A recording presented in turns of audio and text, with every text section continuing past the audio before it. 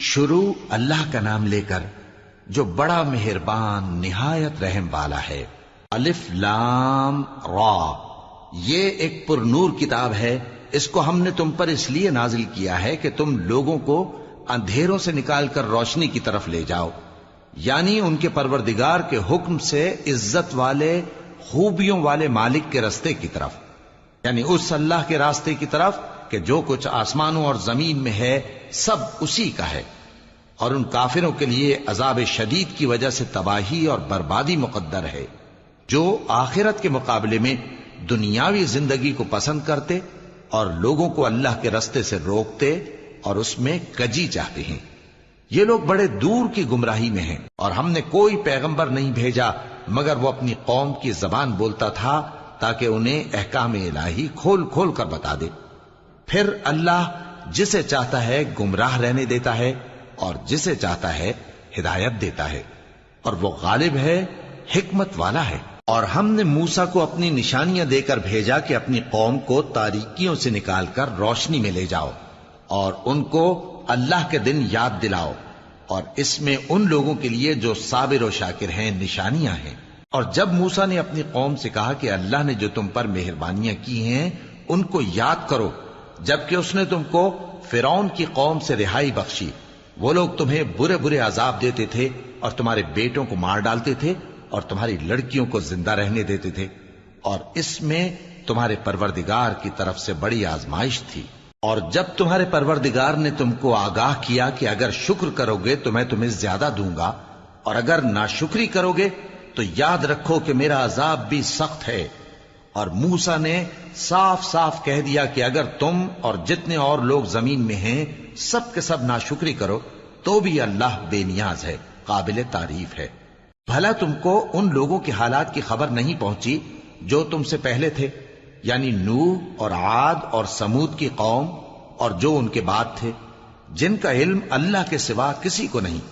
جب ان کے پاس ان کے پیغمبر نشانیاں لے کر آئے تو انہوں نے اپنے ہاتھ ان کے منہوں پر رکھ دیے کہ خاموش رہو، اور کہنے لگے کہ ہم تو تمہاری رسالت کو تسلیم نہیں کرتے، اور جس چیز کی طرف تم ہمیں بلاتے ہو ہم کو اس میں بھاری شک ہے۔ ان کے پیغمبروں نے کہا، کیا تم کو اللہ کے بارے میں شک ہے جو آسمانوں اور زمین کا پیدا کرنے والا ہے؟ وہ تمہیں اس لیے بلاتا ہے کہ تمہارے گناہ بخشے اور ایک مدت مقرر تک تم کو مہلت دے۔ وہ بولے کہ تم تو ہمارے ہی جیسے آدمی ہو، تمہارا یہ منشا ہے کہ جن چیزوں کو ہمارے بڑے پوجتے رہے ہیں ان کے پوجنے سے تم ہمیں روک دو، تو اچھا کوئی کھلی دلیل لاؤ، یعنی معجزہ دکھاؤ۔ پیغمبروں نے ان سے کہا کہ ہاں ہم تمہارے ہی جیسے آدمی ہیں، لیکن اللہ اپنے بندوں میں سے جس پر چاہتا ہے نبوت کا احسان کرتا ہے، اور ہمارے اختیار کی بات نہیں کہ ہم اللہ کے حکم کے بغیر تم کو تمہاری فرمائش کے مطابق معجزہ دکھائیں۔ اور اللہ ہی پر مومنوں کو تو بھروسہ رکھنا چاہیے۔ اور ہم کیوں اللہ پر بھروسہ نہ رکھیں حالانکہ اس نے ہم کو ہمارے دین کے سیدھے رستے بتائے ہیں، اور جو تکلیفیں تم ہم کو دیتے ہو اس پر ہم صبر کریں گے، اور اہل توکل کو تو اللہ ہی پر بھروسہ رکھنا چاہیے۔ اور جو کافر تھے انہوں نے اپنے پیغمبروں سے کہا کہ یا تو ہم تم کو اپنے ملک سے باہر نکال دیں گے یا تم ہمارے مذہب میں واپس آ جاؤ۔ بس ان کے پروردگار نے ان کی طرف وحی بھیجی کہ ہم ظالموں کو ہلاک کر دیں گے اور ان کے بعد تم کو اس زمین میں آباد کر دیں گے۔ یہ اس شخص کے لیے ہے جو قیامت کے روز میرے سامنے کھڑے ہونے سے ڈرے اور میرے عذاب سے خوف کرے۔ اور پیغمبروں نے اللہ سے فتح چاہی اور ہر سرکش ضدی نامراد رہ گیا۔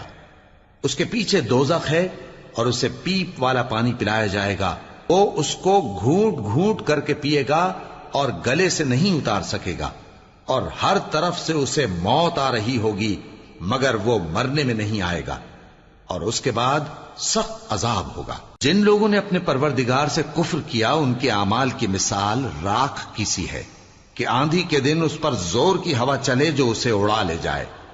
اسی طرح جو کام وہ کرتے رہے ان پر ان کو کچھ قابو نہ ہوگا۔ یہی تو پرلے سرے کی گمراہی ہے۔ کیا تم نے نہیں دیکھا کہ اللہ نے آسمانوں اور زمین کو تدبیر سے پیدا کیا ہے؟ اگر وہ چاہے تو تم کو نابود کر دے اور تمہاری جگہ نئی مخلوق پیدا کر دے۔ اور یہ اللہ کو کچھ بھی مشکل نہیں۔ اور قیامت کے دن سب لوگ اللہ کے سامنے کھڑے ہوں گے تو غریب پیروکار بڑے بن بیٹھنے والوں سے کہیں گے کہ ہم تو تمہارے پیرو تھے، کیا تم اللہ کا کچھ عذاب ہم پر سے دفع کر سکتے ہو؟ وہ کہیں گے کہ اگر اللہ ہم کو ہدایت کرتا تو ہم تم کو ہدایت کرتے۔ اب ہم گھبراہٹ ظاہر کریں یا صبر کریں ہمارے حق میں برابر ہے، کوئی جگہ رہائی کی ہمارے لیے نہیں ہے۔ اور جب حساب کتاب کا کام فیصل ہو چکے گا تو شیطان کہے گا جو وعدہ اللہ نے تم سے کیا تھا وہ تو سچا تھا، اور جو وعدہ میں نے تم سے کیا تھا وہ جھوٹا تھا، اور میرا تم پر کسی طرح کا زور نہیں تھا۔ ہاں، میں نے تم کو گمراہی اور باطل کی طرف بلایا تو تم نے جلدی سے اور بے دلیل میرا کہنا مان لیا۔ تو آج مجھے ملامت نہ کرو، اپنے آپ ہی کو ملامت کرو۔ نہ میں تمہاری فریاد رسی کر سکتا ہوں اور نہ تم میری فریاد رسی کر سکتے ہو۔ میں اس بات سے انکار کرتا ہوں کہ تم پہلے مجھے شریک بناتے تھے۔ بے شک جو ظالم ہیں ان کے لیے درد دینے والا عذاب ہے۔ اور جو ایمان لائے اور عمل نیک کرتے رہے وہ بہشتوں میں داخل کیے جائیں گے جن کے نیچے نہریں بہہ رہی ہیں۔ اپنے پروردگار کے حکم سے وہ ہمیشہ ان میں رہیں گے، وہاں وہ ہر ملاقات پر ایک دوسرے کو سلام کہیں گے۔ کیا تم نے نہیں دیکھا کہ اللہ نے کلمہ طیبہ کی کیسی مثال بیان فرمائی ہے؟ وہ ایسی ہے جیسے پاکیزہ درخت جس کی جڑ مضبوط ہو اور شاخیں آسمان میں پھیلی ہوں۔ وہ اپنے پروردگار کے حکم سے ہر موقع پر پھل لاتا ہو، اور اللہ لوگوں کے لیے مثالیں بیان فرماتا ہے تاکہ وہ نصیحت حاصل کریں۔ اور ناپاک بات یعنی غلط عقیدے کی مثال ناپاک درخت کی سی ہے کہ وہ زمین کے اوپر ہی سے اکھیڑ کر پھینک دیا جائے، اس کو ذرا بھی قرار و ثبات نہیں۔ اللہ مومنوں کے دلوں کو صحیح اور پکی بات سے دنیا کی زندگی میں بھی مضبوط رکھتا ہے اور آخرت میں بھی رکھے گا۔ اور اللہ بے انصافوں کو گمراہ کر دیتا ہے، اور اللہ جو چاہتا ہے کرتا ہے۔ کیا تم نے ان لوگوں کو نہیں دیکھا جنہوں نے اللہ کے احسان کو ناشکری سے بدل دیا اور اپنی قوم کو تباہی کے گھر میں لا اتارا، یعنی دوزخ میں، کہ سب ناشکرے اس میں داخل ہوں گے اور وہ برا ٹھکانہ ہے۔ اور ان لوگوں نے اللہ کے شریک مقرر کیے کہ لوگوں کو اس کے رستے سے گمراہ کریں۔ کہہ دو کہ چند روز فائدے اٹھا لو، آخر کار تم کو دوزخ کی طرف لوٹ کر جانا ہے۔ اے پیغمبر، میرے مومن بندوں سے کہہ دو کہ نماز پڑھا کریں، اور اس دن کے آنے سے پیشتر جس میں نہ اعمال کا سودا ہوگا اور نہ دوستی کام آئے گی، ہمارے دیے ہوئے مال میں سے پوشیدہ اور علانیہ خرچ کرتے رہیں۔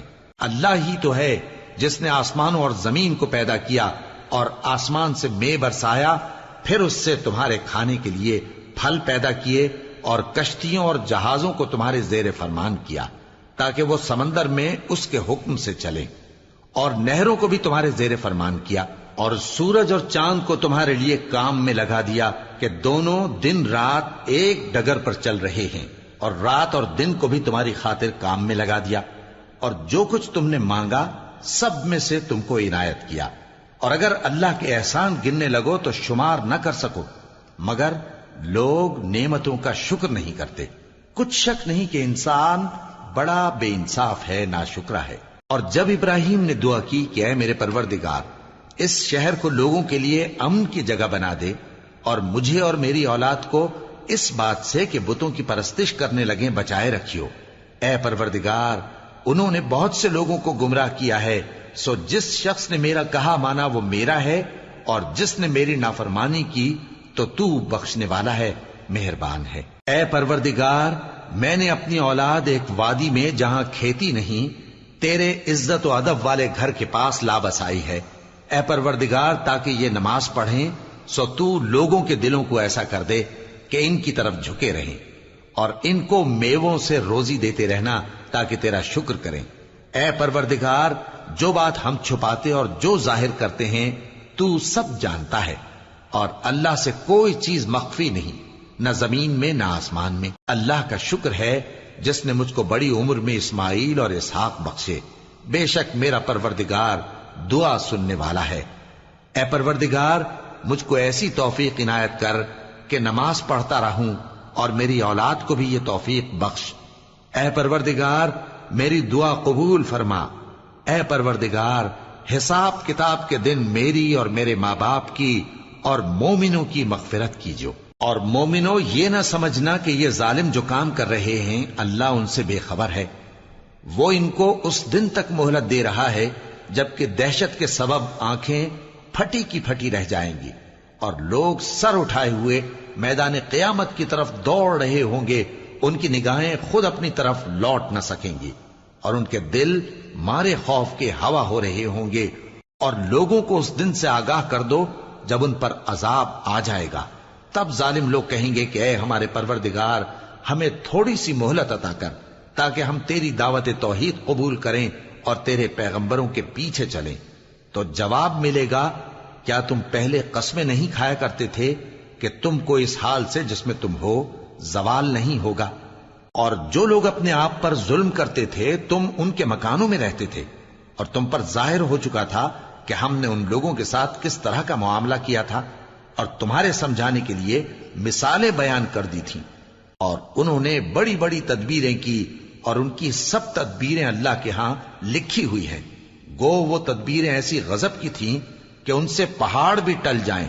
تو ایسا خیال نہ کرنا کہ اللہ نے جو اپنے پیغمبروں سے وعدہ کیا ہے وہ اس کے خلاف کرے گا، بے شک اللہ زبردست ہے، بدلہ لینے والا ہے۔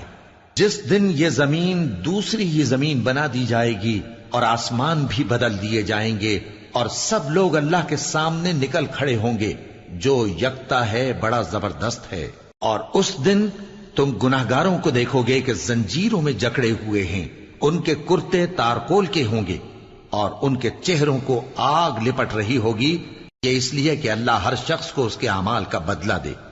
بے شک اللہ جلد حساب لینے والا ہے۔ یہ قرآن لوگوں کے نام اللہ کا پیغام ہے تاکہ ان کو اس سے ڈرایا جائے اور تاکہ وہ جان لیں کہ وہی اکیلا معبود ہے اور تاکہ اہل عقل نصیحت حاصل کریں۔